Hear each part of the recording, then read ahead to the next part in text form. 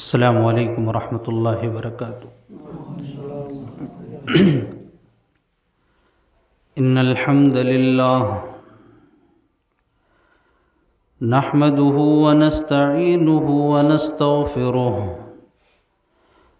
ونعوذ باللہ من شرور انفسنا ومن سیئات اعمالنا من يهده الله فلا مضل له ومن يضلل فلا هادي له واشهد ان لا اله الا الله وحده لا شريك له واشهد ان محمدا عبده ورسوله يا ايها الذين امنوا اتقوا الله حق تقاته ولا تموتن إلا وأنتم مسلمون يا أيها الناس اتقوا ربكم الذي خلقكم من نفس واحدة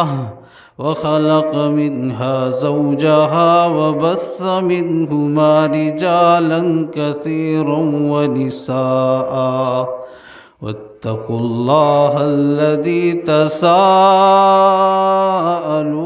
به والأرحام إن الله كان عليكم رقيبا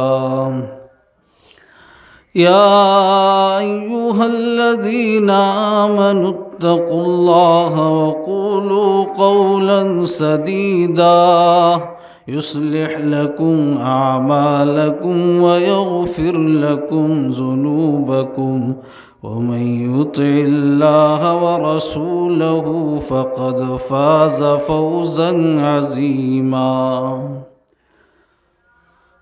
أما بعد فإن خير الحديث كتاب الله وخير الهدي هدي محمد صلى الله عليه وسلم وشر الأمور محدثاتها وكل محدثة بدعة وكل بدعة ضلالة وكل ضلالة في النار اعوذ باللہ من الشیطان الرجیم بسم اللہ الرحمن الرحیم واعبدوا اللہ ولا تشرکوا به شیئا وبالوالدین احسانا سبحانک لا علم لنا الا ما علمتنا إنك أنت العليم الحكيم رب اشرح لي صدري ويسر لي أمري واحلل عقدة من لساني يفقهوا قولي رب زدني علما اللهم رب زدني علما۔ تمام قسم کی تعریفیں اس ذات پاک کے لیے ہے جو پوری کائنات کا تنہا خالق، مالک، رازق، مربی و پالنہار ہے۔ بعدہ درود و سلام ہو تمام نبیوں پر، بالخصوص ہم سب کے پیارے رسول، آخری نبی، رحمت للعالمین، محسن انسانیت، احمد مجتبیٰ محمد مصطفیٰ پر صلی اللہ علیہ وسلم۔ معزز حاضرین مجلس، سب سے پہلے اللہ تبارک و تعالیٰ کا شکریہ ادا کرتا ہوں کہ اللہ تبارک و تعالیٰ کی توفیق سے مجھے آپ کی اس چھیڑ جوڑ کی مسجد میں آپ کے سامنے کچھ باتیں کہنے کا موقع ملا۔ اللہ تبارک و تعالیٰ سے دعا کرتا ہوں رب العالمین ہم سب کو کہنے اور سننے سے کہیں زیادہ عمل کرنے کی توفیق عطا فرمائے۔ اس سے پہلے آپ فکر آخرت پر بڑی ہی مدلل تقریر سماعت فرما رہے تھے فضیلت الشیخ مولانا عبدالاحد سراجی حفظہ اللہ سے۔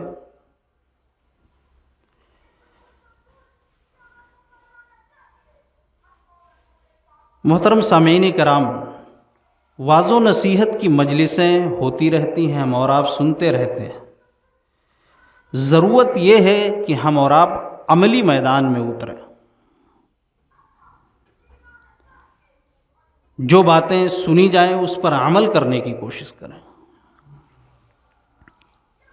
آج کی اس مجلس میں بہت لمبی چوڑی تقریر نہ کرتے ہوئے صرف ایک حدیث پاک کا ترجمہ اور اس کی مختصر تشریح کر کے اپنی بات کو ختم کروں۔ جس حدیث میں نبی پاک جناب محمد الرسول اللہ صلی اللہ علیہ وسلم نے اپنی صحابی اپنے دوست کو 10 وصیتیں کی، 10 جامع نصیحتیں کی، جو صبح قیامت تک آنے والے لوگوں کے لیے۔ مسند احمد کی روایت ہے۔ وہ 10 نصیحتیں کیا ہیں، 10 وصیتیں کیا ہیں، ایک ایک کر کے آپ سنتے جائیے اور سننے کے بعد اس کو لوگوں کو بھی سنائیں اور عمل پیرا ہونے کی کوشش کریں۔ حدیث پاک اس طرح ہے، ان معاذ رضی اللہ عنہ قال رسول اللہ صلی اللہ علیہ وسلم بعشر کلمات۔ معاذ ابن جبل رضی اللہ عنہ کہتے ہیں، صحابی رسول ہیں، کہ امام الانبیاء سید الرسول جناب محمد الرسول اللہ صلی اللہ علیہ وسلم نے مجھے 10 باتوں کی وصیت فرمائی، مجھے 10 باتوں کی نصیحتیں کی آپ نے۔ بعشر کلمات، 10 نصیحتیں مجھے کس شخصیت نے کی؟ امام الانبیاء، تمام نبیوں کے امام، اس روئے زمین پر جس کا مقام و مرتبہ سب سے بڑا ہے، بلکہ یہ کہہ لیا جائے کہ اللہ تبارک و تعالیٰ کے بعد اگر سیکنڈ مقام کسی کا ہے تو وہ جناب محمد الرسول اللہ صلی اللہ علیہ وسلم کا ہے۔ اب وہ نصیحت کیا ہے؟ پہلی نصیحت جس کے لیے اس دنیا میں جتنے انبیاء اور رسول آئے سب نے ایک پیغام دیا، جس کے لیے بڑی بڑی جنگیں ہوئیں، وہ نصیحت کیا ہے؟ آپ صلی اللہ علیہ وسلم نے معاذ ابن جبل رضی اللہ عنہ بیٹھے ہوئے، آپ نے پہلی نصیحت کی، اور اس نصیحت پر تو سب سے زیادہ عمل پیرا ہونے کی ضرورت ہے۔ وہ ہے شرک کی غلاظت و گندگی سے بچنا اور توحید کی دولت کو اپنانا۔ آج دیکھیے ہر روز شرک و بدعات خرافات کی ہوائیں چل رہی ہیں۔ آج ہی وہ موقع ہے، ہم اور آپ جانتے ہیں، کہنے کی ضرورت نہیں۔ آپ صلی اللہ علیہ وسلم نے نصیحت کی، لا تشرک باللہ شیئا، اے معاذ کبھی بھی اللہ تبارک و تعالیٰ کے ساتھ شرک نہ کرنا۔ لا تشرک باللہ شیئا، کبھی بھی اللہ تبارک و تعالیٰ کے ساتھ کسی کو شریک نہ ٹھہراؤ۔ یہ صحابی رسول معاذ ابن جبل رضی اللہ عنہ کو جناب محمد الرسول اللہ صلی اللہ علیہ وسلم نصیحت کر رہے ہیں، اس لیے کہ اس روئے زمین پر سب سے بڑا گناہ اگر کوئی ہے تو شرک کی گندگی ہے۔ اللہ تبارک و تعالیٰ کے ساتھ کسی کو شریک ٹھہرانا ہے، اور سب سے بڑی عبادت کوئی ہے تو توحید ہے۔ ایک اللہ کے سامنے اپنی پیشانی کو جھکا دینا، ایک اللہ کے سامنے اپنے آپ کو جھکا دینا، یہ اللہ تبارک و تعالیٰ کو سب سے زیادہ پسند ہے۔ اللہ کے نبی صلی اللہ علیہ وسلم نصیحت کر رہے ہیں، لا تشرک باللہ شیئا، اے معاذ کبھی بھی اللہ تبارک و تعالیٰ کے ساتھ شرک نہ کرنا، کیونکہ شرک وہ گندگی ہے، وہ غلاظت ہے۔ اللہ تبارک و تعالیٰ نے فرمایا انہ من یشرک باللہ فقد حرم اللہ علیہ الجنۃ ومأواہ النار، جس کی موت شرک کی حالت میں ہو جائے، شرک کی غلاظت و گندگی میں ایک انسان لت پت ہے، توحید کے ساتھ شرک کی بھی ملاوٹ ہے۔ انہ من یشرک باللہ فقد حرم اللہ علیہ الجنہ، اللہ تبارک و تعالیٰ نے اس پر جنت کو حرام کر دیا ہے۔ وماواہ النار، اس کا ٹھکانہ جہنم ہے۔ وما للظالمین من انصار، ظالموں کا اس دن کوئی مددگار نہیں ہوگا۔ اللہ کے نبی صلی اللہ علیہ وسلم نصیحت کر رہے ہیں اور معاذ ابن جبل رضی اللہ عنہ کو شرک کی گندگی کا احساس دلا رہے ہیں۔ وَإِن قُتِّلْتَ وَحُرِّقْتَ، اے معاذ اگر تمہیں توحید کے خاطر اگر تمہیں قتل کر دیا جائے، ٹکڑے ٹکڑے کر دیا جائے، تجھے جلا دیا جائے، جلا کر راکھ کر دیا جائے، تبھی بھی اللہ کو چھوڑ کر غیر اللہ کے سامنے سجدہ نہ کرنا، غیر اللہ کے سامنے اس پیشانی کو نہ جھکانا۔ انہ من یشرک باللہ، اس لیے کہ جس نے بھی اللہ کے ساتھ شرک کیا اور شرک کی حالت میں موت آ جاتی ہے تو اس پر جنت کو حرام کر دیا جاتا ہے۔ وَإِن قُتِّلْتَ وَحُرِّقْتَ، اگر جلا کر راکھ کر دیا جائے تبھی بھی اللہ کے ساتھ شرک نہ کرنا۔ اللہ کے نبی صلی اللہ علیہ وسلم سے سوال کیا گیا، بخاری کی روایت ہے، ای الذنب اعظم قال ان تجعل للہ ندا وہو خلقک، اے اللہ کے نبی، اے اللہ کے نبی، اللہ تبارک و تعالیٰ کے نزدیک کون سا گناہ سب سے بڑا ہے؟ اللہ کے نبی صلی اللہ علیہ وسلم نے فرمایا اللہ تبارک و تعالیٰ کے ساتھ کسی کو شریک ٹھہرانا، حالانکہ اس نے تمہیں پیدا کیا ہے، پیدا کرنے والی ذات وہ ہے، کھلانے والی ذات وہ ہے، پلانے والی ذات وہ ہے۔ اس اللہ نے جب ہمارا کوئی وجود نہیں تھا، اللہ تبارک و تعالیٰ نے ایک اچھی شکل و صورت ہمیں دی، ہمیں انسان بنا کر اس دنیا میں پیدا کیا، اور ہم اللہ کو چھوڑ کر غیر اللہ کے سامنے سر جھکائیں، یہ سب سے بڑا گناہ ہے۔ اس دنیا میں جتنے بھی پیغمبر آئے، جتنے بھی رسول آئے، جتنے بھی نبی آئے، سب نے ایک ہی پیغام دیا ہے۔ وہ پیغام کیا ہے میرے بھائیو؟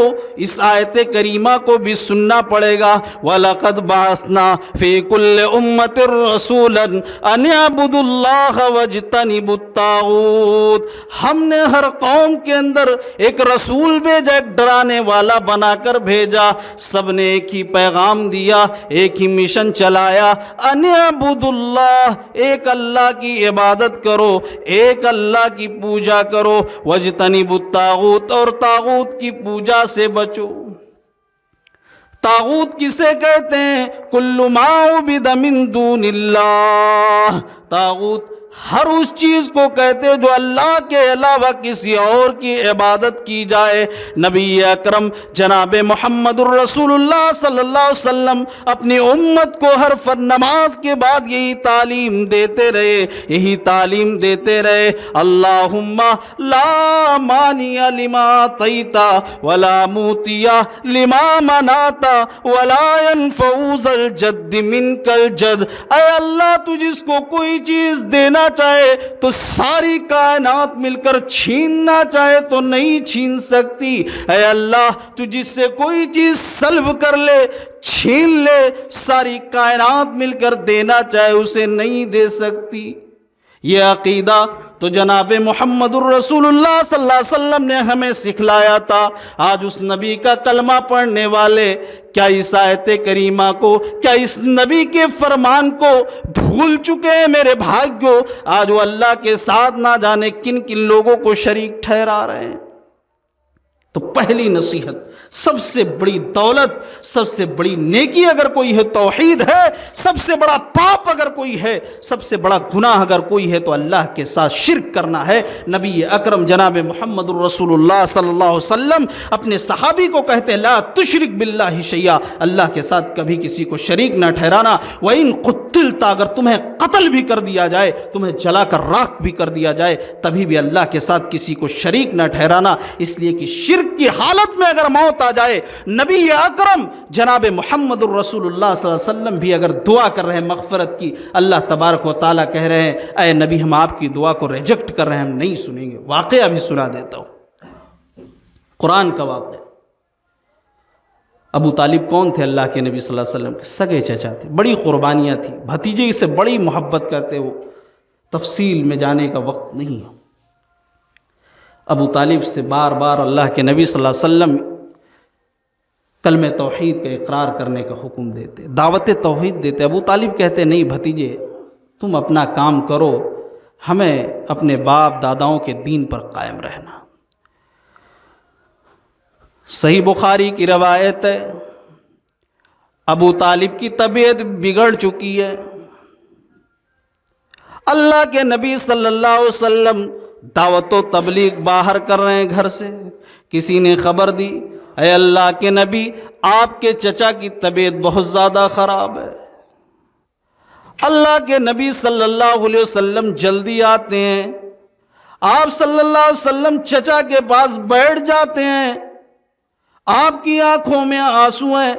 میرے بھائیو، اللہ کے نبی صلی اللہ علیہ وسلم نے توحید کی دعوت دی، یا عمی قل لا الہ الا اللہ اشہد لک بہا عند اللہ، اے میرے چچا جان آپ اس کلمہ کا اقرار کر لیں، لا الہ الا اللہ کا اقرار کر لیں، ایک ایسا کلمہ ہے کہ میں اللہ کے وہاں آپ کے بارے میں سفارش کروں گا۔ ادھر امیہ ابن خلف ابو جہل بیٹھا ہوا ہے، ابو طالب مرتے وقت کیا آپ عبد المطلب کے دین کو چھوڑ دو گے؟ اللہ کے نبی صلی اللہ علیہ وسلم بار بار کہہ رہے ہیں اے میرے چچا جان آپ میرے کانوں میں ہی کہہ دیجئے۔ اللہ تبارک و تعالیٰ نے جبرائیل کو بھیجا، انک لا تہدی من احببت ولکن اللہ لا یہدی من یشاء، اے نبی آپ جس کو چاہیں ہدایت اس کو نہیں دے سکتے ہیں، ہدایت تو اللہ جس کو چاہے وہی پا سکتا ہے۔ اللہ کے نبی صلی اللہ علیہ وسلم بار بار کلمہ توحید کا اقرار کرنے کے لیے کہہ رہے ہیں۔ ابو طالب کی روح پرواز کر گئی اور مرتے وقت انہوں نے کہا میں عبد المطلب اپنے باپ کے دین پر قائم ہوں۔ ان کی موت شرک پر ہوتی۔ اللہ کے نبی صلی اللہ علیہ وسلم کو ایک تو یہ صدمہ ہے چچا کی انتقال کا صدمہ، اس سے بھی بڑا صدمہ یہ ہے کہ میرے چچا کی موت شرک کی حالت میں ہو رہی، لیکن دل کے جذبات روک نہیں پائے۔ ابو طالب کا جنازہ اٹھتا ہے، اللہ کے نبی صلی اللہ علیہ وسلم کی آنکھوں میں آنسو ہیں، آپ صلی اللہ علیہ وسلم کے ہاتھ آسمان کی طرف اٹھ گئے اور اپنے رب کو پکارنے لگے، اے اللہ میرے چچا کی مغفرت فرما دے، اے اللہ میرے چچا کی بخشش فرما، اے اللہ میرے چچا کے گناہوں کو معاف فرما دے۔ اللہ تبارک و تعالیٰ نے جبرائیل کو بھیجا کہ اے نبی ہم آپ کی اس دعا کو ریجیکٹ کر رہے ہیں، اس لیے ما کان للنبی والذین آمنوا ان یستغفروا للمشرکین، کسی نبی کے لیے کسی ایمان والے کے لیے جائز نہیں کہ جس کی موت شرک کی حالت میں ہو گئی ہے ان کے لیے وہ بخشش کی دعا کرے، مغفرت کی دعا کرے، وَلَوْ كَانُوا لِي قُرْبَا، وہ چاہے کتنا ہی قریبی رشتہ دار کیوں نہ ہو، من بعد ما تبین لهم انہم اصحاب الجحیم، اس بات کی وضاحت کر دی گئی کہ یہ لوگ جہنم کی آگ میں جلیں گے۔ شرک کتنی بڑی غلاظت ہے، کتنی بڑی گندگی ہے، آپ اندازہ لگائیے اس واقعے سے کہ امام الانبیاء جناب محمد الرسول اللہ صلی اللہ علیہ وسلم مغفرت کی دعا کر رہے ہیں، بخشش کی دعا کر رہے ہیں اپنے سگے چچا کے لیے۔ اللہ نے جبرائیل کو بھیج دیا۔ سورہ توبہ کی آیت کریمہ گواہ ہے، صبح قیامت تک یہ آیت کریمہ پڑھی جاتی رہے گی، اور یہ واقعہ ہمیں بتا رہا ہے کہ شرک کی حالت میں اگر موت ہو جائے کسی کی تو وہ نبی کا سگا چچا ہی کیوں نہ ہو، نبی کا باپ ہی کیوں نہ ہو، اس کی بخشش نہیں ہو سکتی۔ اس لیے نبی اپنی صحابی کو نصیحت کر رہے ہیں کہ اگر قتل بھی کر دیا جائے تب بھی اللہ کے ساتھ کسی کو شریک نہ ٹھہرانا۔ حضرت ابراہیم علیہ السلام، بخاری کا واقعہ، تفصیل میں جانے کا وقت نہیں ہے۔ ابراہیم علیہ السلام، بخاری کا واقعہ ہے کہ ابراہیم علیہ السلام جب قیامت کے دن لوگ جمع ہوں گے تو آزر ان کا باپ آئے گا، اے میرے بیٹے آج میں تیری بات ماننے کے لیے تیار ہوں، تو مجھے بچا لے۔ ابراہیم علیہ السلام بھی کہیں گے اے اللہ تو نے وعدہ کیا تھا قیامت کے دن تجھے رسوا نہیں کروں گا، اس سے بڑی رسوائی کا ہے میں ایک نبی خلیل اللہ، میرا باپ آج جہنم کی آگ میں میرے نظروں کے سامنے جا رہا ہے۔ اللہ تبارک و تعالیٰ فرشتوں کو حکم دیں گے کہ آزر کو گھسیٹ کر جہنم کی تہ میں پھینک دو۔ یہ شرک کی غلاظت ہے۔ آج مسلم معاشرہ، آج مسلمانوں کی جو مقدر بن چکی ہے ذلت و رسوائی، مسلمانوں کا قتل عام، مسلمانوں کا خون سب سے سستا ہے۔ آج ہم اور آپ، جو سب سے بڑی ہماری اور آپ کی کمزوری ہے وہ ہے یہ کہ ہمارے اور آپ کے اندر شرک داخل ہو چکا ہے، ورنہ اللہ تبارک و تعالیٰ نے وعدہ کیا ہے کہ ہم تمہیں بادشاہت دیں گے، خلافت دیں گے، ہم تمہیں سلطنت دیں گے۔ اللہ کا وعدہ حق ہے، سچا ہے۔ اللہ تبارک و تعالیٰ نے فرمایا وعد اللہ الذین آمنوا منکم وعملوا الصالحات لَيَسْتَخْلِفَنَّهُمْ فِي الْأَرْضِ، اللہ تبارک و تعالیٰ نے وعدہ کیا ہے ایمان والوں سے، نیک عمل کرنے والوں سے، لَيَسْتَخْلِفَنَّهُمْ فِي الْأَرْضِ، کہ ہم تمہیں زمین میں خلیفہ بنائیں گے، حکومت دیں گے، بادشاہت دیں گے، كَمَا اسْتَخْلَفَ الَّذِينَ مِن قَبْلِهِمْ، جیسا کہ تم سے پہلے لوگوں کو ہم نے بادشاہت دی، خلافت دی، وَلَيُمَكِّنَنَّ لَهُمُ الَّذِي ارْتَضَىٰ لَهُمْ، اور دین توحید سے اس روئے زمین والوں کو ہم خوش کر دیں گے، وَلَيُبَدِّلَنَّهُمْ مِن بَعْدِ خَوْفِهِمْ أَمْنًا، اور یہ جو خوف کا، جو دہشت کا ماحول ہے، فلاں کی سرکار آ جائے گی تو اس طریقے سے مسلمانوں کا نقصان ہو جائے گا۔ جو خوف کی حالت میں جی رہے ہو، اللہ تبارک و تعالیٰ نے فرمایا وَلَيُبَدِّلَنَّهُمْ مِن بَعْدِ خَوْفِهِمْ أَمْنًا، اس خوف کو ہم ختم کر کے امن میں تبدیل کر دیں گے۔ شرط کیا ہے؟ یعبدوننی لا یشرکون بی شیئا، اے میرے بندو تم لوگ میری عبادت کرو، میرے سامنے اس پیشانی کو جھکاؤ، لا یشرکون بی شیئا، میری عبادت کے ساتھ کسی کو شریک نہ کرو۔ کیا آج اللہ کی عبادت کے ساتھ شرک نہیں ہو رہا؟ اللہ کی عبادت کے ساتھ شرک ہو رہا۔ کون شرک کر رہا ہے؟ پیشانی پہ سجدے کا نشان ہے، داڑھی ہے، ٹوپی ہے، لیکن غیر اللہ کا وہ چکر لگا رہے، غیر اللہ کے نام پر ذبیحہ ہو رہا ہے، کسی پر تنقید و نشانہ نہیں ہے۔ مقصد یہ ہے کہ امت مسلمہ کو جہنم کی آگ سے بچایا جائے۔ نشتر جو لگاتا ہے وہ دشمن نہیں ہوتا، ڈاکٹر جو چیرا لگاتا ہے، نشتر جو لگاتا ہے وہ دشمن نہیں ہوتا، تکلیف ہوتی ہے لیکن وہ دشمن نہیں۔ نشتر جو لگاتا ہے وہ دشمن نہیں ہوتا۔ یہاں نہ کہوں تو پھر کہاں کہوں، یہ دستور زباں بندی ہے کیسا تیری محفل میں، یہاں تو بات کرنے کو ترستی ہے زباں میری، کچھ کہوں تو کہاں نہیں جاتا، چپ رہوں تو رہا نہیں جاتا، دل کے جذبات کہتے ہیں ساری باتیں کھول کر رکھ دی جائے۔ اے امت مسلمہ کے بزرگوں، اے امت مسلمہ کے نوجوانوں، کس کس موضوع پر بات کی جائے؟ شرک کی ہوا چل رہی اس پہ بات کی جائے، کہ بے نمازیوں کے خلاف آواز اٹھائی جائے، کہ سود خوروں کے خلاف، کہ شرابیوں کے خلاف، کس کس موضوع پر بات کیا جائے؟ یہ بات سمجھنے میں نہیں آتی۔ کوئی حصہ نہیں ہے جسم کا محروم چوٹوں سے، جہاں پر ہاتھ رکھتا ہوں وہیں پہ درد اٹھتا ہے۔ تو یہ پہلی نصیحت ہے، اس پر عمل کرنے کی ضرورت ہے۔ اگر اسی پر بول دیا جائے تو پورا وقت ختم ہو جائے گا۔ بہرحال بہت تیزی سے میں اس کو ختم کروں گا ترجمہ اور تشریح کے ساتھ۔ یاد کر لیجئے، اللہ کے ساتھ کبھی شرک نہ کرنا۔ دوسری نصیحت اللہ کے نبی صلی اللہ علیہ وسلم نے کی، جو سماج و معاشرے کے اندر جو برائی عام ہے، یہاں پر نوجوان بیٹھے ہوئے ہیں، وہ اپنے دل سے پوچھیں کہ ہم کیا اس گناہ میں تو ملوث نہیں ہیں۔ اللہ کے نبی صلی اللہ علیہ وسلم معاذ بن جبل رضی اللہ عنہ کو نصیحت کر رہے ہیں، وَلَا تَعُقَّنَّ وَالِدَيْكَ، اے معاذ کبھی بھی والدین کی نافرمانی نہ کرنا۔ وَإِنْ أَمَرَاكَ أَن تَخْرُجَ مِنْ أَهْلِكَ وَمَالِكَ، اگر تمہیں تمہارے والدین، تمہارے ماں باپ، تمہیں تمہاری بیوی اور مال سے تمہیں الگ ہونے کا حکم دے، تبھی بھی تم والدین کی نافرمانی نہ کرنا۔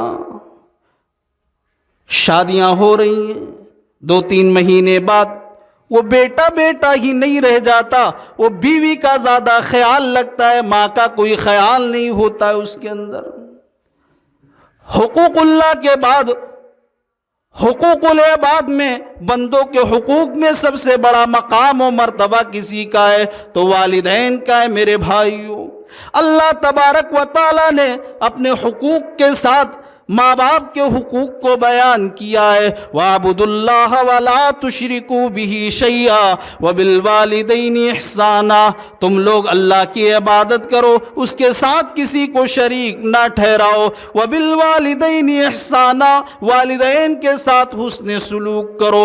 اللہ تبارک و تعالیٰ نے دوسری جگہ فرمایا، وَقَضَىٰ رَبُّكَ أَلَّا تَعْبُدُوا إِلَّا إِيَّاهُ وَبِالْوَالِدَيْنِ إِحْسَانًا إِمَّا يَبْلُغَنَّ عِندَكَ الْكِبَرَ أَحَدُهُمَا أَوْ كِلَاهُمَا فَلَا تَقُل لَّهُمَا أُفٍّ، آپ کے رب نے فیصلہ کر دیا کہ عبادت صرف اسی کی کرو، والدین کے ساتھ حسن سلوک کرو۔ اگر تمہارے والدین میں سے دونوں یا کوئی ایک بڑھاپے کی عمر کو پہنچ جائیں، فَلَا تَقُل لَّهُمَا، تو انہیں اف تک نہ کہو۔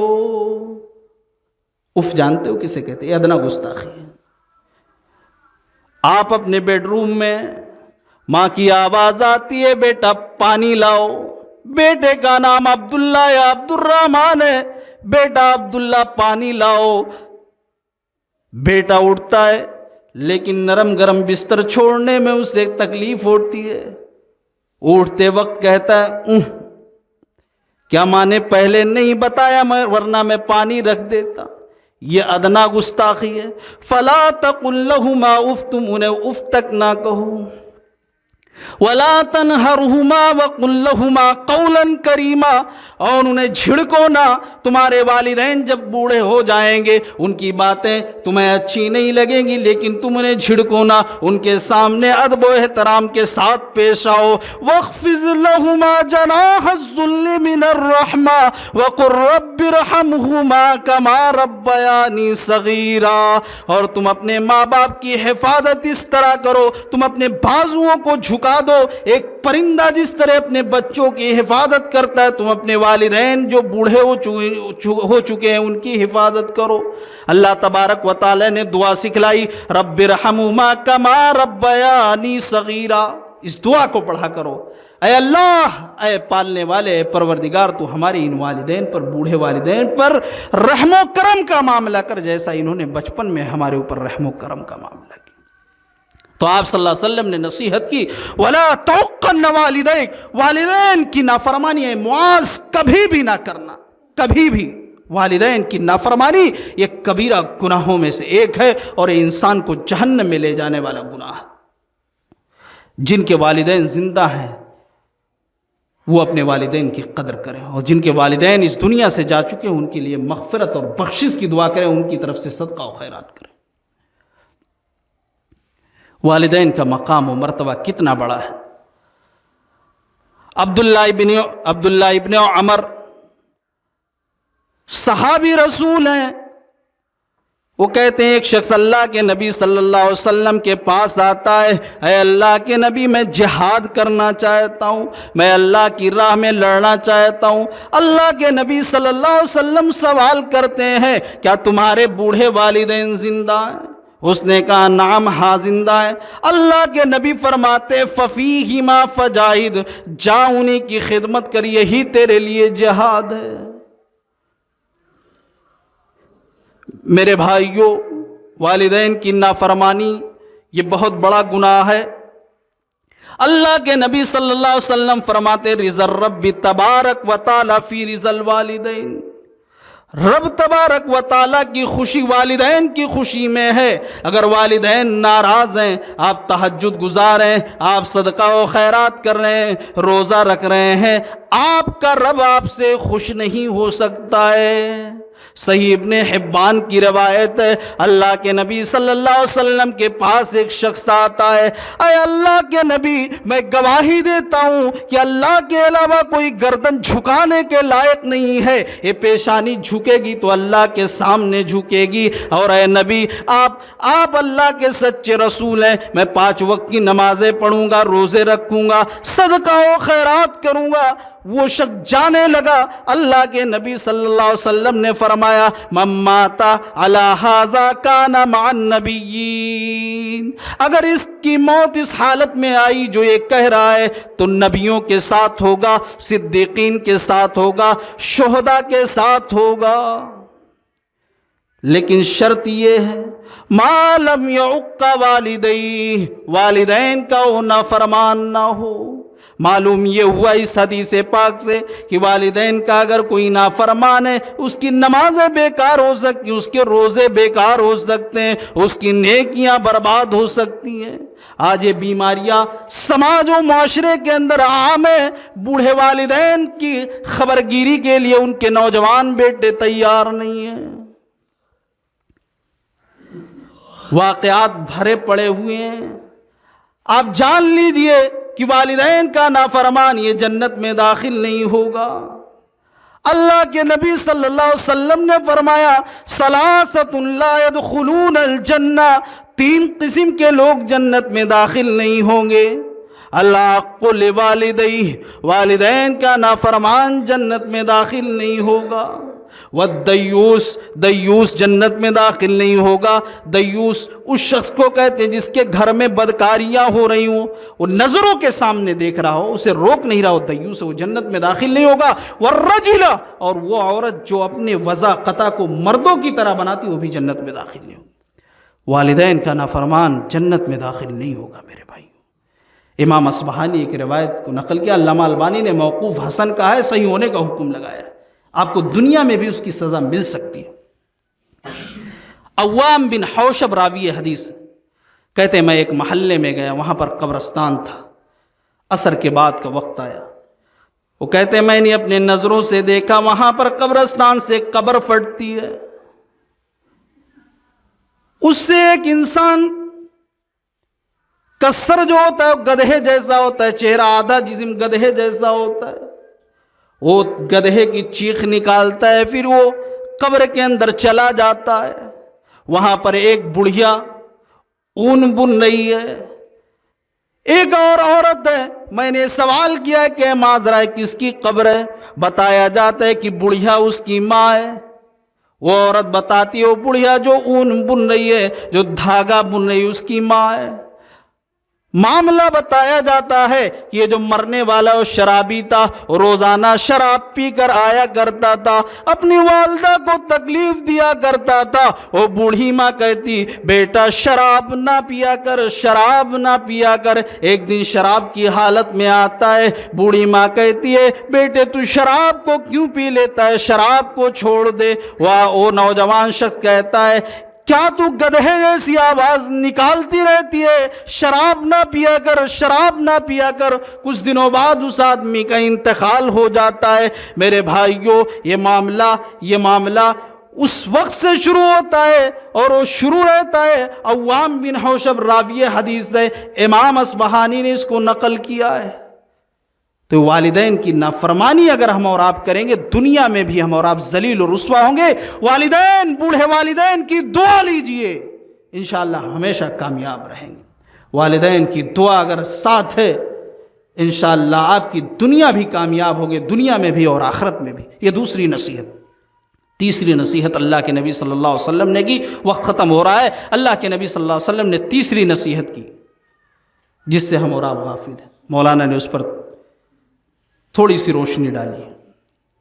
وَلَا تَتْرُكَنَّ صَلَاةً مَكْتُوبَةً مُتَعَمِّدًا، اے معاذ کبھی بھی جان بوجھ کر نماز نہ چھوڑنا. فَإِنَّ مَن تَرَكَ الصَّلَاةَ مَكْتُوبَةً مُتَعَمِّدًا فَقَدْ بَرِئَتْ مِنْهُ ذِمَّةُ اللَّهِ، اس لیے کہ جو شخص جان بوجھ کر نماز چھوڑ دیتا ہے وہ اللہ کے ذمے سے نکل جاتا ہے.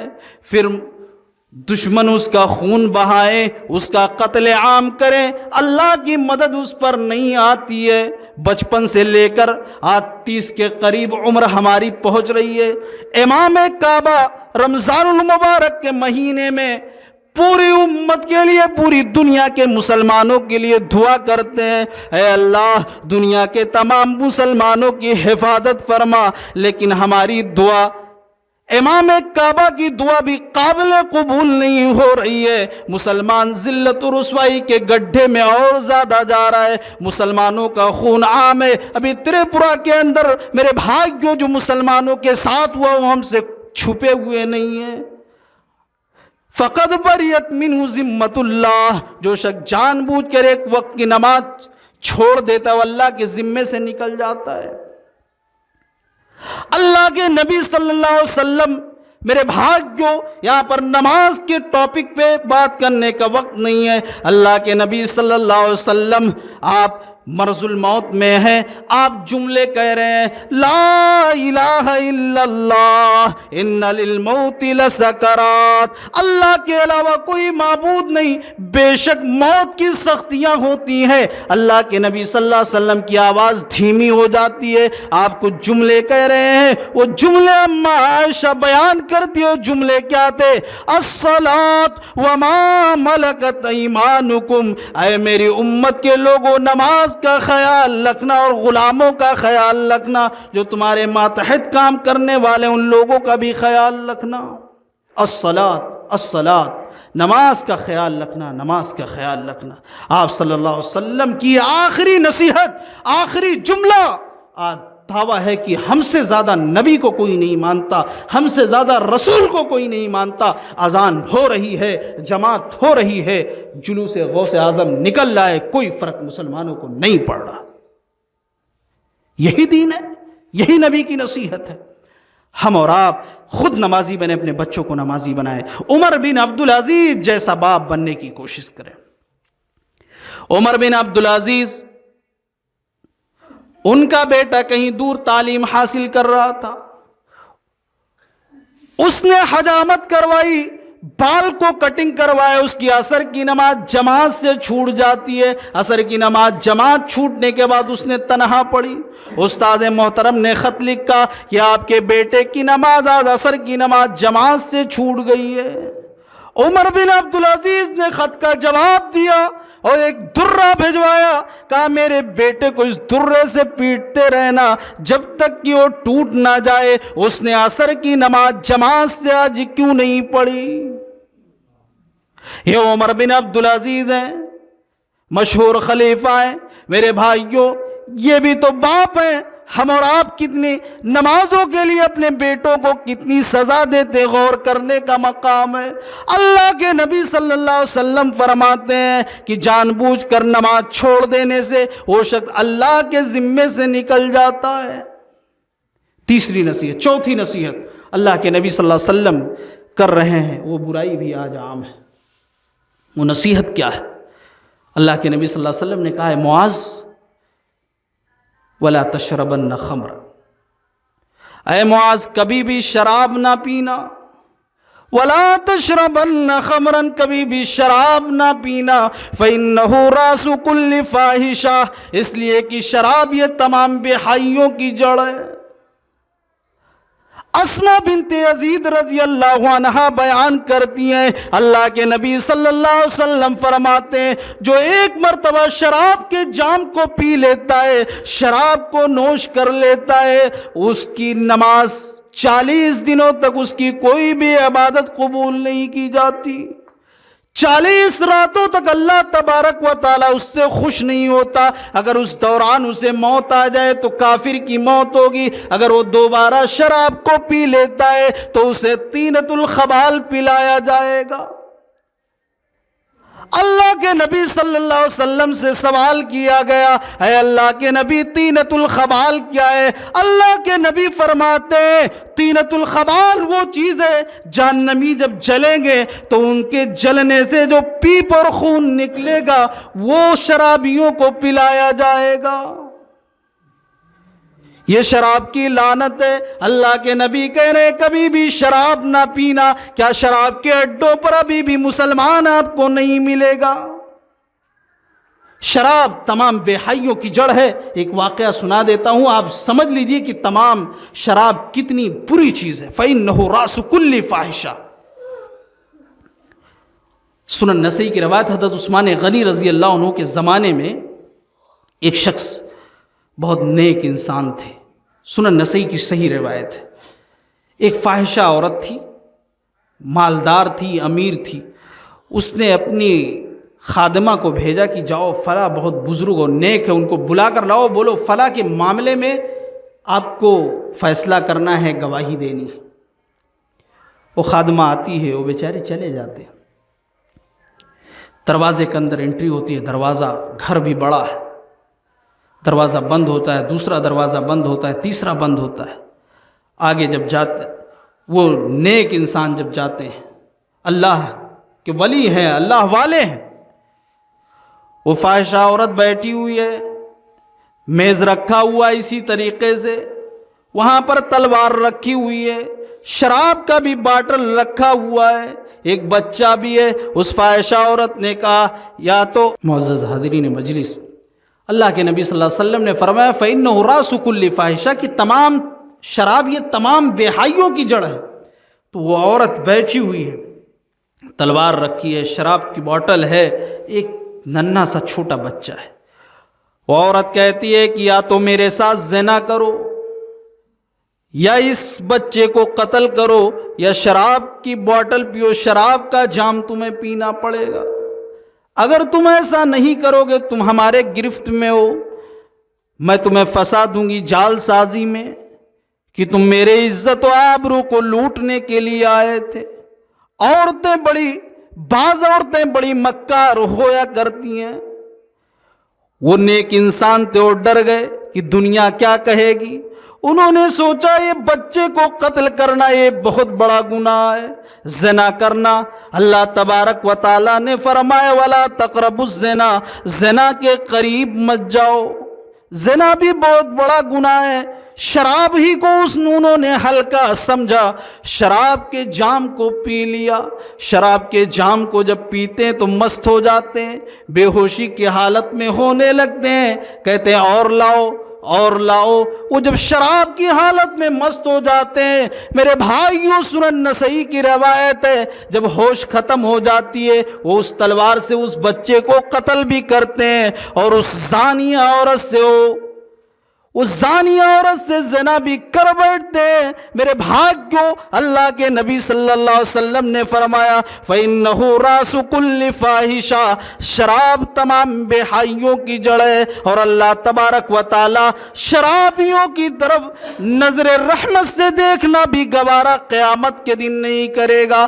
اللہ کے نبی صلی اللہ علیہ وسلم فرماتے ہیں وَمُدْمِنُ الْخَمْرِ، اللہ تبارک و تعالیٰ دیکھنا بھی گوارا نہیں کرے گا شرابیوں کی طرف نظر رحمت سے، اور رحمت کی نظر جس پر نہ ہو وہ انسان کامیاب نہیں ہو سکتا، اسے جہنم کی آگ میں جلنا پڑے گا۔ یہ چوتھی نصیحت۔ پانچویں نصیحت اللہ کے نبی صلی اللہ علیہ وسلم نے کی، کہا ایاک والمعصیہ فإن بالمعصیۃ حل سخط اللہ عز وجل، کہ اے معاذ کبھی بھی اللہ کی نافرمانی سے، گناہوں سے بچو، اس لیے کہ جب تم گناہ کرتے ہو، اللہ کی نافرمانی کرتے ہو، تو اللہ کا غصہ نازل ہوتا ہے، اللہ کا غضب نازل ہوتا ہے۔ اور تمہارے گناہوں کی سزا تمہیں اس دنیا میں بھی مل کر رہے گی۔ اللہ تبارک و تعالیٰ نے فرمایا وَلَا يَحِيقُ الْمَكْرُ السَّيِّئُ إِلَّا بِأَهْلِهِ، تمہارے برے جو تمہارے گناہوں کا نتیجہ، تمہارے کرتوتوں کا نتیجہ تمہارے اہل و عیال پر لوٹ کر رہے گا۔ انما بغیکم علی انفسکم، تمہارے زیادتیاں، تمہارے گناہوں کی سزا تمہیں مل کر رہے گی۔ کبھی تم بیمار ہوگے، کبھی تمہارا بچہ بیمار ہوگا، کبھی تمہارے دکان میں آگ لگے گی، کبھی مکان میں آگ لگے گی، کبھی فصل تباہ ہوگا، کبھی ایکسیڈنٹ کے حالات آئیں گے، کبھی کچھ ہوگا تو کبھی کچھ ہوگا۔ اس لیے اے معاذ ایاک والمعصیہ، اللہ کی نافرمانی سے بچو۔ یہ 5ویں نصیحت ہے، اس نصیحت پر عمل پیرا ہونے کی ضرورت ہے۔ 6ٹھی نصیحت اللہ کے نبی صلی اللہ علیہ وسلم کر رہے ایاک والفرار من الزحف وان هلك الناس، کہ میدان جنگ سے کبھی مت بھاگنا، یہ مومن کا شیوا نہیں ہے۔ جنگ ہو رہا ہے، آپ جنگ کے میدان میں ہے، اسلامی جنگ ہے، جنگ کے میدان میں ہے، اگرچہ لوگ مرنے لگیں، مشرکین حاوی ہو جائیں، دیکھ رہے ہو آپ کی لوگ مر رہے ہیں، ہمارے ساتھی کا قتل عام ہو رہا ہے، پھر بھی آپ میدان جنگ سے بھاگنے کی کوشش مت کرنا۔ اس لیے میدان جنگ سے وہی بھاگتا ہے جو منافق ہوتا ہے، ورنہ جو مومن ہوتا ہے وہ کبھی بھی نبی کے لیے سر کٹانے کے لیے تیار ہوتا ہے۔ یہ 6ٹھی نصیحت اللہ کے نبی صلی اللہ علیہ وسلم آگے نصیحت کر رہے ہیں۔ 7ویں نصیحت وَإِذَا أَصَابَ النَّاسَ مُوتَانٌ وَأَنْتَ فِيهِمْ،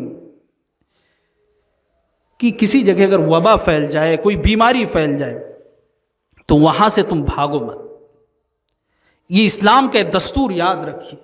آپ اپنے گاؤں چھیڑ جوت میں ہیں اور بیماری آپ کو معلوم ہے کہ یہاں سے لکھنؤ یا اترولہ ہی میں زبردست بیماری پھیل گئی، مذہب اسلام اجازت نہیں دیتا ہے کہ آپ وہاں جائیں۔ اور اگر آپ مان لیجئے ممبئی میں ہیں، ممبئی میں کوئی بیماری، کوئی وبا پھیلی ہوئی ہے، اسلام اس بات کی اجازت نہیں دیتا ہے کہ آپ ممبئی چھوڑ کر بھاگ کر اپنے گاؤں آئے، اس لیے کہ اللہ تبارک و تعالیٰ کی ہی ہاتھ میں موت و زندگی ہے، اسی کا اختیار ہے۔ جب تک وہ چاہے گا ہماری سانس چلے گی، جس دن اس کا حکم ہوگا 1 منٹ کا 1 سیکنڈ بھی ادھر سے ادھر نہیں ہوگا۔ اس لیے اللہ کے نبی صلی اللہ علیہ وسلم کہہ رہے وَإِذَا أَصَابَ النَّاسَ مُوتَانٌ وَأَنْتَ فِيهِمْ فَاثْبُتْ، ثابت قدم رہو۔ اگر موتیں ہو رہی ہوں، لوگ مر رہے ہوں بیماریوں سے، تو تم وہیں پر رہو، وہاں سے بھاگو مت۔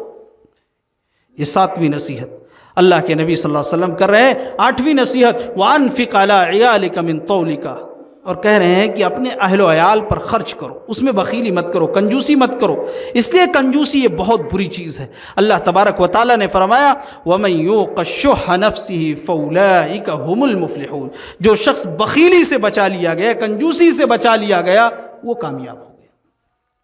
تو اپنے اہل و عیال پر خرچ کرو، اس میں بخیلی مت کرو۔ آپ 10 روپیہ مسجد میں دے رہے ہیں اور آپ 10 روپیہ اپنے بیٹے پر، اپنے بیوی پر خرچ کر رہے ہیں، وہ 10 روپیہ مسجد میں دینے سے وہ زیادہ اللہ کو محبوب ہے جو 10 روپیہ آپ نے اپنی آل اولاد پہ خرچ کیا ہے۔ لیکن ہاں، اگر اللہ نے آپ کو دیا ہے تو آپ اللہ کی راہ میں بھی خرچ کریں، اگر نہیں کریں گے تو اللہ کا عذاب اس پر بھی آئے۔ یہ 8ویں نصیحت اللہ کے نبی صلی اللہ علیہ وسلم 9ویں نصیحت کر رہے ہیں وَلَا تَرْفَعْنْهُمْ عَصَاكَ دَبًا، اے معاذ اگر تمہیں اپنے اہل و عیال کو دین پر چلانے کے لیے اگر انہیں لاٹھی بھی چلانا پڑے، یعنی انہیں ڈنڈے بھی مارنا پڑے، کچھ مار کی بھی ضرورت پڑے تو مار کر بھی انہیں دین کے راستے پر چلانا۔ آج دین کے لیے ہم کتنا ناراض ہوتے ہیں، اپنی بیوی سے، اپنے بچوں سے، یا اپنے بیٹوں کو، اپنی آل اولاد کو ہم کتنی سزا دیتے ہیں۔ غور کرنے کی ضرورت ہے۔ ہر شخص اپنے نفس کا محاسبہ کرے، ہر شخص حاسبوا انفسکم قبل ان تحاسبوا، اپنے نفس کا محاسبہ کرو اس سے پہلے کہ تمہارا محاسبہ کر لیا جائے۔ تو دین پر چلانے کے لیے اگر مار کی بھی ضرورت پڑے تو ہلکی پھلکی مار بھی آپ اپنی اولاد کو مار سکتے ہیں، آل اولاد کو ہلکی پھلکی مار۔ یہ جناب محمد الرسول اللہ صلی اللہ علیہ وسلم نصیحت، اللہ کے نبی صلی اللہ علیہ وسلم نے نصیحت کی۔ معلوم یہ ہوا کہ آل اولاد کو، اپنے اہل و عیال کو ہر ممکن ہم اور آپ کوشش کریں دین کے راستے پر چلانے کی۔ آخری نصیحت اللہ کے نبی صلی اللہ علیہ وسلم کی، پھر میں اپنی بات کو ختم کر رہا ہوں۔ واخفہم فی اللہ، اے معاذ ہمیشہ اللہ سے ڈرتے رہنا اور اپنے اہل و عیال کو اللہ سے ڈراتے رہنا، انہیں تقوی کی تعلیم دینا، اللہ کا خوف انہیں دلانا، اللہ کا ڈر دلانا۔ ہم اور آپ اللہ کا خوف، اللہ کا ڈر کتنا دلا رہے ہیں میرے بھائیوں، اس کا بھی جائزہ لینے کی ضرورت ہے۔ تقوی ایک ایسی چیز ہے، اللہ کا خوف ایک ایسا چیز ہے، اللہ کا ڈر، اللہ کا خوف آپ کو گناہوں سے بچا سکتا ہے۔ اللہ کا خوف ہی ہے، اللہ کا ڈر ہی ہے کہ آپ گناہوں سے بچ سکتے ہو، گناہوں سے دور رہ سکتے ہو۔ اللہ تبارک و تعالیٰ نے فرمایا وَأَمَّا مَنْ خَافَ مَقَامَ رَبِّهِ وَنَهَى النَّفْسَ عَنِ الْهَوَىٰ فَإِنَّ الْجَنَّةَ هِيَ الْمَأْوَىٰ، جو شخص اپنے رب کے سامنے کھڑے ہونے سے ڈر گیا اور اپنے خواہشوں کو کچل دیا، اپنے رب کے سامنے کھڑے ہونے سے ڈرنے کا مطلب یہ آپ رات کی تنہائی میں گناہ کرنے کا پورا بندوبست ہے، آپ گناہ کر سکتے ہیں، زناکاری کر سکتے ہیں، فلم دیکھ سکتے ہیں، نشہ خوری کر سکتے ہیں، لیکن آپ کے دل میں اللہ کا خوف ہے، اللہ کا ڈر ہے، آپ گناہ نہیں کر رہے ہیں۔ فَإِنَّ الْجَنَّةَ هِيَ الْمَأْوَىٰ، اس کا ٹھکانہ جنت ہے۔ تقوی ایک ایسی چیز ہے، رات کی تنہائی میں ہمیں گناہوں سے بچاتی ہے۔ حضرت عمر رضی اللہ عنہ کا واقعہ بتا کے اپنی بات کو ختم کر رہا ہوں۔ امیر المومنین ہے عمر بن خطاب رضی اللہ عنہ، میرے بھائیوں حکومت کیسے کی جاتی ہے؟ حضرت عمر رضی اللہ عنہ کی سیرت پڑھ کر لوگ حکومت سیکھیں، حکومت کیسے کی جاتی ہے۔ رات کو گشت کیا کرتے تھے، غریبوں کا خیال رکھا کرتے تھے، یتیموں بیواؤں مسکینوں کا خیال رکھا کرتے تھے۔ آپ اپنے ساتھیوں کے ساتھ چل رہے ہیں، آپ کی خلافت ہے، آپ کی بادشاہت ہے، آپ نے اپنی بادشاہت میں، اپنی خلافت میں ایک قانون بنایا کہ دودھ میں پانی ملانا ایک کرائم ہے، جرم ہے۔ حضرت عمر رضی اللہ عنہ رات کو 1 یا 2 بج رہے ہیں، گشت کر رہے ہیں، ایک عورت، ایک بوڑھی عورت اپنے نوجوان بیٹی سے کہہ رہی ہے بیٹی دودھ میں پانی ملاؤ۔ 1 یا 2 بج رہے ہیں، اس وقت کون دیکھ رہا ہے؟ بیٹی کہہ رہی ہے امی جان، امیر المومنین عمر بن خطاب نے اس کو قانوناً جرم بتایا ہے، میں کیسے ملا دوں؟ وہ ماں کہہ رہی ہے کہ عمر بن خطاب وہ امیر المومنین ہے، بیٹی 1 بج رہے ہیں، 1 بج رہے ہو، کہیں سوئے ہوئے ہوں گے، آرام سے سوئے ہوئے ہوں گے۔ حضرت عمر بن خطاب رضی اللہ عنہ کے کانوں میں آواز ٹکراتی ہے، وہ خوش ہو جاتے ہیں، میرے بھائیوں آنکھوں میں آنسو آ جاتے ہیں۔ آپ نے اپنے کارندے کو اجازت دیا کہ اس مکان پر نشاندہی کر دو، نشاندہی کر دی جاتی ہے۔ صبح ہوتا ہے، حضرت عمر رضی اللہ عنہ اس نوجوان لڑکی کے لیے اپنے بیٹے کے نکاح کا پیغام بھیج دیتے کہ اگر اس بیٹی سے ہمارے بیٹے کی شادی ہوئی تو آنے والی نسلیں سدھر جائیں گی۔ شادی ہوتی ہے، آپ کو معلوم ہے عمر بن عبدالعزیز وغیرہ کون ہے؟ یہ اسی نوجوان لڑکی کی اولاد ہے۔ نسلیں سدھارنا ہے، اسی لیے میں کہتا ہوں کہ اسلامی مدارس، اسکول اور کالج کھولنے سے پہلے تمہارے ہر گھر میں ایک اسکول ہے، ہر گھر میں ایک مدرسہ ہے، ہر گھر میں ایک کالج ہے، اس کالج اس مدرسے کو صحیح کر دو، یعنی ماں کی گود کو صحیح کر دو، آنے والی نسلیں سدھر جائیں گی۔ امام بخاری رحمۃ اللہ علیہ کو کون جانتا؟ امام بخاری رحمۃ اللہ علیہ کی ماں کو کون جانتا ہے؟ امام بخاری تو وہ شخصیت ہیں کہ دنیا کہنے پر مجبور ہے اصح الکتب بعد کتاب اللہ، کہ اللہ کے کتاب کے بعد سب سے صحیح کتاب ہے تو وہ بخاری شریف ہے۔ امام بخاری کی سیرت پڑھیے، زندگی پڑھیے، آنکھوں میں آنسو آ جائیں گے میرے بھائیوں، آنکھوں میں آنسو آ جائیں گے۔ امام بخاری رحمۃ اللہ علیہ پیدا ہوتے ہیں، امی خوش ہوتی ہیں، اے اللہ میں اپنے اس بیٹے کو محدث بناؤں گی، بڑا عالم بناؤں گی، حدیث کا علم سکھاؤں گی، قرآن کا علم سکھاؤں گی۔ امام بخاری کی بینائی بچپن ہی میں چلی جاتی ہے۔ امام بخاری رحمۃ اللہ علیہ کی ماں رات میں تہجد مصلی بچھا لیتی اور سر کو جھکا دیتی، زار و قطار روتی، آنسو کے قطرے گرتے، اے اللہ تو اتنا بڑا امتحان مجھ سے نہ لے۔ اے اللہ میں نے وعدہ کیا تھا کہ میں حدیث کا عالم بناؤں گی، قرآن کا علم سکھاؤں گی۔ اے اللہ تو میرے بیٹے کی لخت جگر کی آنکھوں کی روشنی کو واپس کر دے۔ اللہ تبارک و تعالیٰ نے دعا کو قبول فرمایا اور امام بخاری کی بینائی واپس آ جاتی ہے۔ امام بخاری بن گئے۔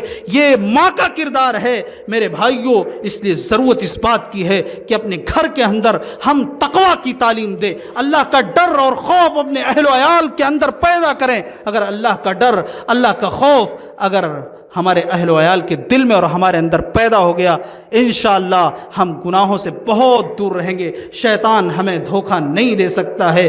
ضرورت اس بات کی ہے کہ یہ 10 نصیحتیں مختصر طور پہ بیان کی گئی ہے، ان 10 نصیحتوں کو ہمیں یاد کرنے کی ضرورت ہے، سننے کے بعد اس پر عمل پیرا ہونے کی ضرورت ہے۔ اللہ تبارک و تعالیٰ سے دعا کرتا ہوں رب العالمین ہم تمام لوگوں کو نبی پاک صلی اللہ علیہ وسلم کی 10 نصیحتوں پر عمل پیرا ہونے کی توفیق عطا فرمائے۔ بالخصوص ان 10 نصیحتوں پر اللہ تبارک و تعالیٰ سے دعا ہے رب العالمین ہم تمام لوگوں کو جناب محمد الرسول اللہ صلی اللہ علیہ وسلم کی اطاعت و فرما برداری کرنے کی توفیق عطا فرمائے، سچی محبت کرنے کی توفیق عطا فرمائے۔